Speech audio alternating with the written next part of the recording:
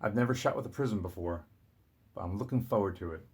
Primary arms 2.5 compact scope with patented ACSS CQB-M reticle. Almost there we go. Compatible with 223, 308, and 545 by 39. Not many people run that unless you have an AK-74, but I would love to have a bolt gun in 5x45, just because why not? Anyway, let's go over what the box looks like. Very high quality cardboard, very rigid, stiff, looks good. Here is everything you're going to need to know. Did you get all that? Okay, good. All right. Got some instruction manual. So this is basically everything you're going to need to know to how to use this reticle properly.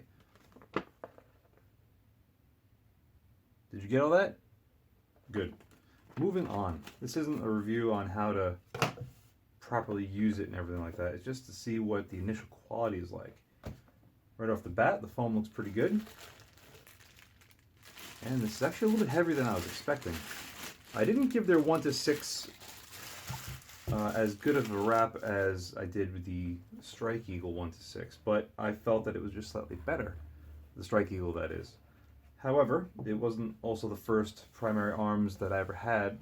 Many years ago, I had their first gen 4 to 14 by 44, and everyone was raving how it was great and this and that. It was okay.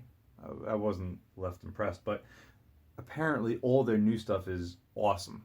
Better than it ever was, and I'm genuinely excited to try this out because, first off, I've never tried a fixed 2.5 power before, or a fixed single power like this, and I really like the look and the price.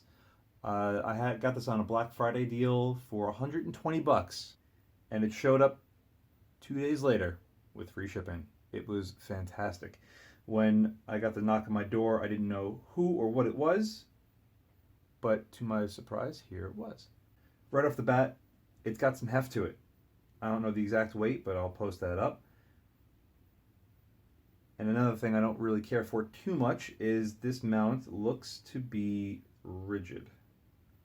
As in, yes, you can unscrew the base from the actual reticle, from the scope itself, but this is as low as it's going to get. Now, it might not be a problem if you're mounting this on an AR or maybe an AK-74 or something like that, but what happens if you're mounting this on like a Ruger PC where the rail's already a little high and you don't want the scope to be any higher than it needs to be? That you're kind of screwed with this being this height. I don't know if it's lower 1 3/4 coat witness, but I'll have to double check on that. It's probably not going to be too bad in use, but I would prefer something like what the Strikefire 2 has, where you can put any ring you want on it because it's just got a 30mm tube on the outside. And that reticle is actually not as obtrusive as I was expecting it to be. When you look at it on the box, you think, wow, it's actually really big. You know, there's a lot of stuff going on. How much of the scope is it really going to take up? But and it seems to be pretty damn good as far as sizing goes. Now, as far as eye relief, right off the bat, it's not terrible. I'd put it on par with their 1 to 6 when you were to set it at 2.5x, which isn't bad. There are 11 brightness settings on this, and that was one of the things that I criticized about theirs and, well, the Strike Eagles was their lack of illumination. So let's start at 1 and crank it up from there. So 1 is barely noticeable, but it's One, there. two, 2, 3, 4. Wow, big jump from 3 to 5, 4. 6, Setting 7 is 7, pretty getting there. 8, 8's really bright. 9, 10. 9 is also 11. very bright. We got 2 more to go. 10 is very bright, and 11.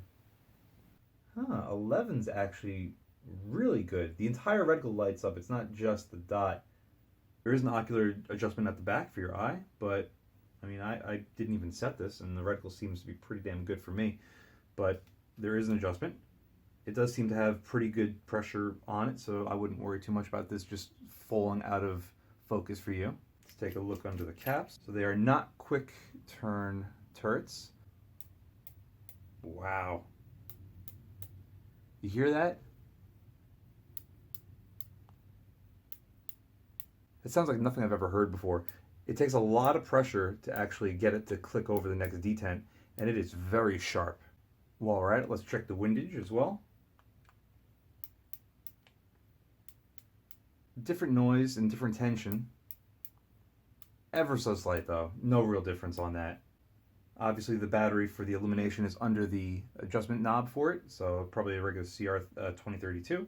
The glass looks excellent on it so far, and again, I'm only indoors, but I'm really excited to take this thing out to the range and play with it. Forgot to mention it even comes with lens covers, which is a nice touch.